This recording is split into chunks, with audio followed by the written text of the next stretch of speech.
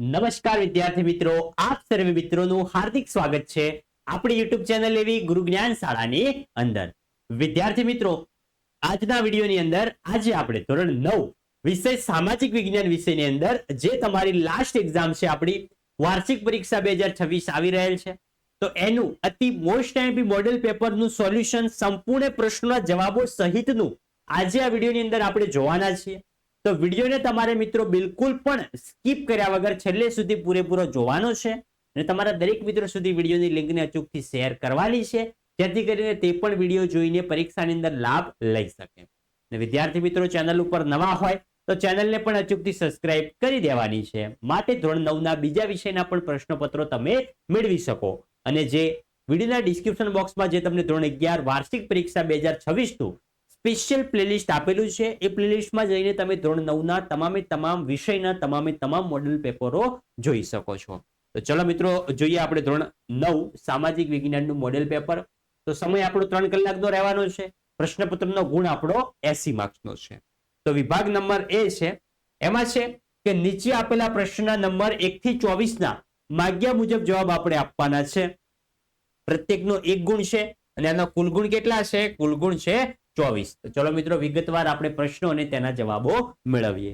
અહીંયા છે નીચેના દરેક પ્રશ્નો માટે આપેલા વિકલ્પોમાંથી સાચો વિકલ્પ પસંદ કરીને એ પ્રશ્નો આન્સર આપણે આપવાનો છે.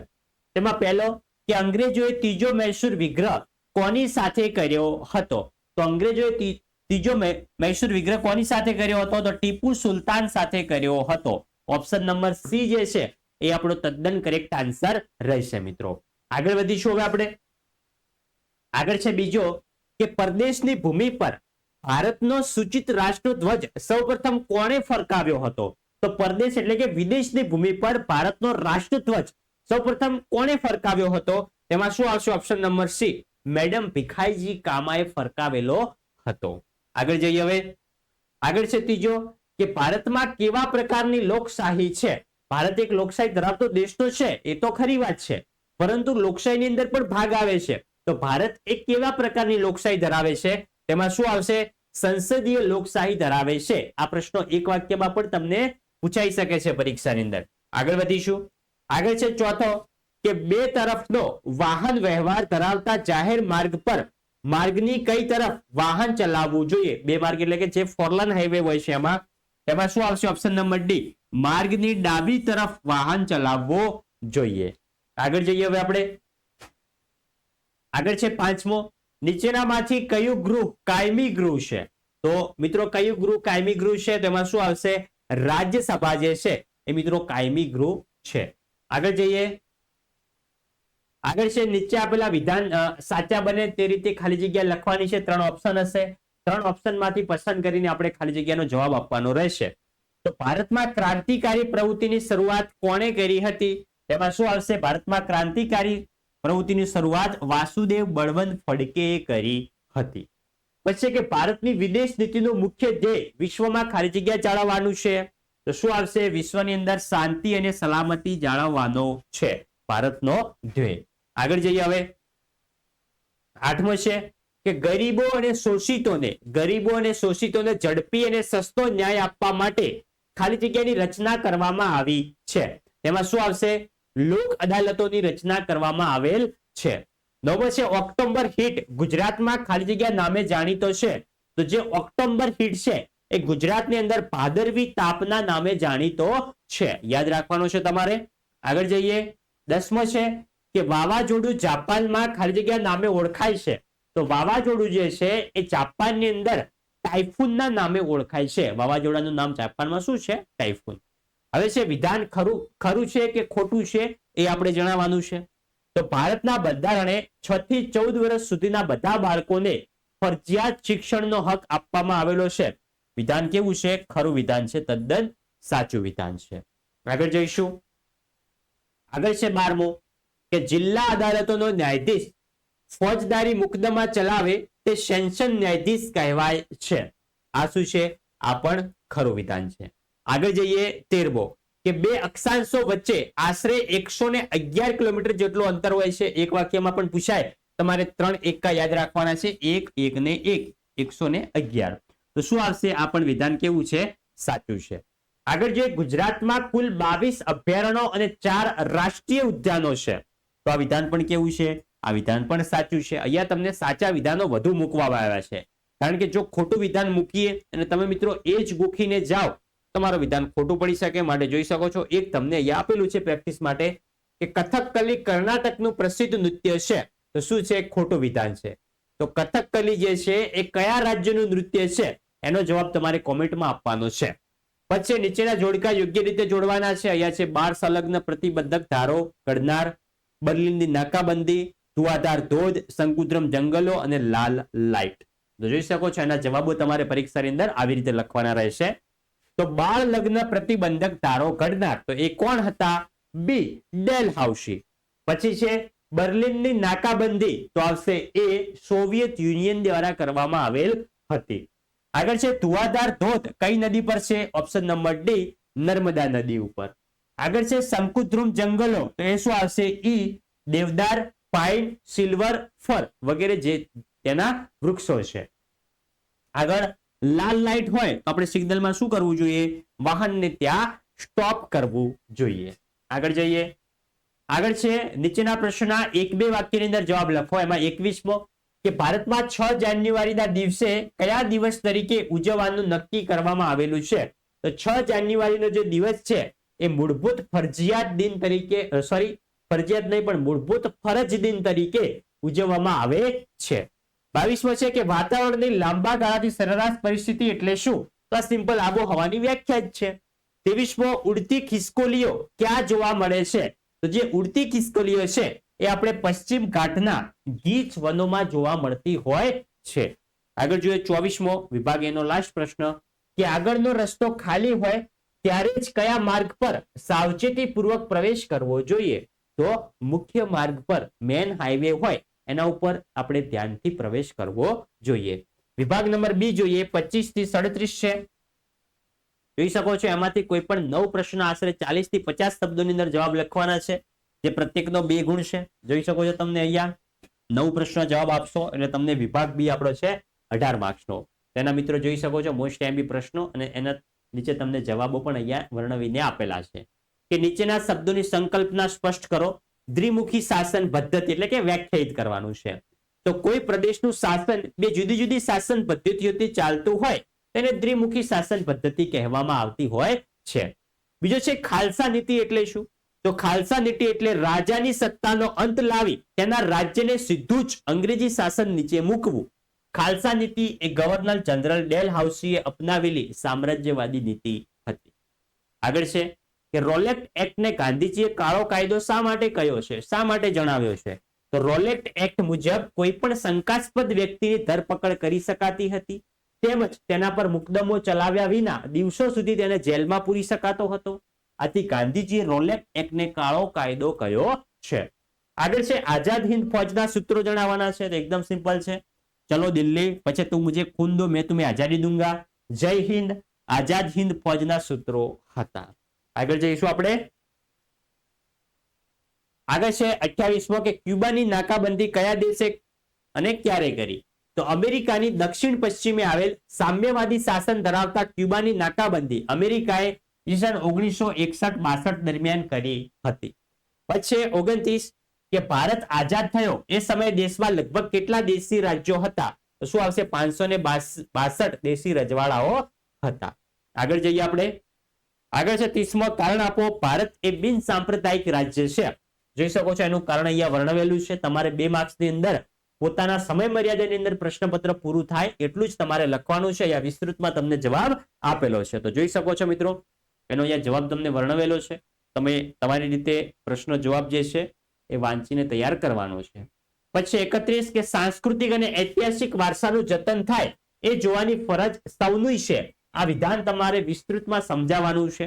તો જોઈ શકો છો, એને પણ અહીંયા તમને સંપૂર્ણ જવાબ અહીંયા વર્ણવેલો છે. આગળ વધીશું હવે. 32મો છે કે લોકસભાના સ્પીકર એટલે કે અધ્યક્ષનું મુખ્ય કાર્ય શું છે? તો લોકસભાના સ્પીકર એટલે કે અધ્યક્ષ જે છે એમનું મુખ્ય કાર્ય લોકસભાનું કામકાજ વ્યવસ્થિતપણે અને ચોક્કસ નીતિ નિયમો પ્રમાણે ચલાવવાનું, તેમજ ગૃહમાં શિસ્ત, વ્યવસ્થા અને ગૌરવ જાળવવાનું છે. આગળ છે કે સર્વોચ્ચ અદાલતના ન્યાયાધીશોની નિમણૂક કોણ કરે છે? તો સર્વોચ્ચ અદાલતના ન્યાયાધીશોની નિમણૂક રાષ્ટ્ર પ્રમુખ કરતા હોય છે. કોણ કરે છે? સર્વોચ્ચ અદાલતના ન્યાયાધીશોની નિમણૂક રાષ્ટ્ર પ્રમુખ દ્વારા કરવામાં આવે છે. આગળ જઈએ આપણે. આગળ છે 34મો કે સુએજ નહેર શરૂ થવાથી ભારતને લાભ થયો છે. કારણ કે એનો લાભ તમારે જણાવવાનો છે કે શું લાભ થયો છે. તો રાતા સમુદ્ર અને ભૂમધ્ય સમુદ્રને જોડતી સુએજ નહેર ઈસવીસન 1869માં શરૂ થવાથી ભારત અને યુરોપ વચ્ચેનું અંતર આશરે 7000 કિલોમીટર જેટલું ઓછું થયું છે. તેથી જળમાર્ગ યુરોપ, યુએસએ અને કેનેડા સાથે વેપાર કરવામાં સમયની ઘણી બચત થાય છે. આગળ જઈએ. આગળ છે 35મો. તમારે વર્ગીકરણ કરવાનું છે ધાતુમય ખનિજો અને અધાતુમય ખનિજો. આવું પણ પૂછાય છે. તો ધાતુમય ખનિજો કઈ છે? મેગ્નેશિયમ, લોખંડ, સોનું, મેંગેનીઝ ને ચાંદી. અધાતુમય છે ચૂનાના પથ્થર, ગંધક ને અબરખ. 36મો છે ઉષ્ણકટિબંધીય ખરાઉ જંગલોની મુખ્ય વિશેષતા તમારે વર્ણવવાની છે. જોઈ શકો છો અહીંયા તેમની મુખ્ય વિશેષતા અહીંયા વર્ણવેલી છે. આગળ વધીશું હવે. 37મો છે હરિયાળી ક્રાંતિ, ગ્રીન રિવોલ્યુશન એટલે શું? તેમાં શું આવશે? હાઇબ્રિડ બિયારણો એટલે કે બિયારણની સુધારેલી જાતો, રાસાયણિક ખાતરો, જંતુનાશકો, વીજ વિતરણ, સિંચાઈ, કૃષિ વૈજ્ઞાનિક, ખેડૂતોનો પ્રચંડ પુરુષાર્થ વગેરે પરિબળોથી કૃષિ ક્ષેત્રે અનાજ એટલે કે મુખ્યત્વે ઘઉં અને ડાંગરના ઉત્પાદનમાં થયેલા અસાધારણ વધારાને હરિયાળી ક્રાંતિ એટલે કે ગ્રીન રિવોલ્યુશન કહેવામાં આવે છે. આગળ જઈશું આપણે. તો આગળ આપણો આવે છે મિત્રો વિભાગ નંબર C. તેની અંદર 38 થી 46માં તમને પ્રશ્નો આપેલા હશે. એમાંથી કોઈ પણ 6 પ્રશ્નના જવાબો તમારે જણાવવાના રહેશે. પ્રત્યેકના 3 ગુણ રહેશે એટલે વિભાગ C પણ આપણો થઈ જાય મિત્રો 18 માર્ક્સનો. તો આમાં તમારે મિત્રો તમને અહીંયા પ્રશ્નો આપેલા હશે. જવાબો થોડા મોટા છે એટલે આપણે સંપૂર્ણ વાંચવા જઈશું તો વિડીયો ખૂબ લોંગ બની જશે. અને તમારે શું કરવાનું છે? પ્રશ્નની નોંધ કરવી હોય તો નોંધ પણ કરી શકો છો અને વિડીયો સ્ટોપ કરીને એના જવાબો વાંચવા હોય તો જવાબો પણ વાંચી શકો છો. ટૂંક નોટ લખો રશિયન ક્રાંતિ. તો રશિયન ક્રાંતિ વિશે સંપૂર્ણ ટૂંક નોટ તમને આપેલી છે. તમારે આવી રીતે જ્યાં જ્યાં ટોપિક આવતો હોય ત્યાં આવી રીતે બ્લેક કલરથી એરો પાડીને પણ લખવાનું છે. આગળ જઈશું. જોઈ શકો છો તમને સંપૂર્ણ પ્રશ્નનો જવાબ તમને અહીંયા વર્ણવેલો છે મિત્રો. તમારે વિગતવાર વાંચી લેવાનો છે એકવાર. નેક્સ્ટ આગળ જઈએ. જોઈ શકો સંપૂર્ણ પ્રશ્નનો જવાબ છે તમને અહીંયા. તમને 3 ગુણની અંદર જેટલો 5 થી 3 ગુણનો પ્રશ્ન હોય તો મોટા મુદ્દા હોય તો 3 લખશો, નાના નાના મુદ્દા હોય તો 5 થી 6 લખશો તો તમને માર્ક્સ મળી શકશે. 39 છે કે વૈશ્વિક મહામંદી ઈસવીસન 1929 થી 1932 ના ઉદ્ભવની અસરો આપણે જણાવવાની છે કે વૈશ્વિક મહામંદી ઉદ્ભવ થવાના કારણ શું હતા એ આપણે વર્ણવવાના છે. જોઈ શકો છો મુદ્દા વાઇઝ તમને સંપૂર્ણ પ્રશ્નનો જવાબ અહીંયા આપેલો છે. અને ધોરણ 9 સામાજિક વિજ્ઞાન પછી તમારે કયા વિષયનું પ્રશ્નપત્ર જોવે છે એ પણ નીચે કોમેન્ટ બોક્સની અંદર જણાવજો, જેથી કરીને તમારા માટે મેં વહેલામાં વહેલી તકે તે વિડીયો લાવી શકીએ. અને ચેનલ ઉપર નવા હોય તો અચૂકથી સબસ્ક્રાઇબ તો કરી જ લેજો, કારણ કે આવનારી સાલની અંદર જે તમારું ધોરણ 10 છે, બોર્ડનું વર્ષ છે, એની અંદર અમારી ચેનલ તમને ખૂબ જ રામબાણ તરીકે સાબિત થશે.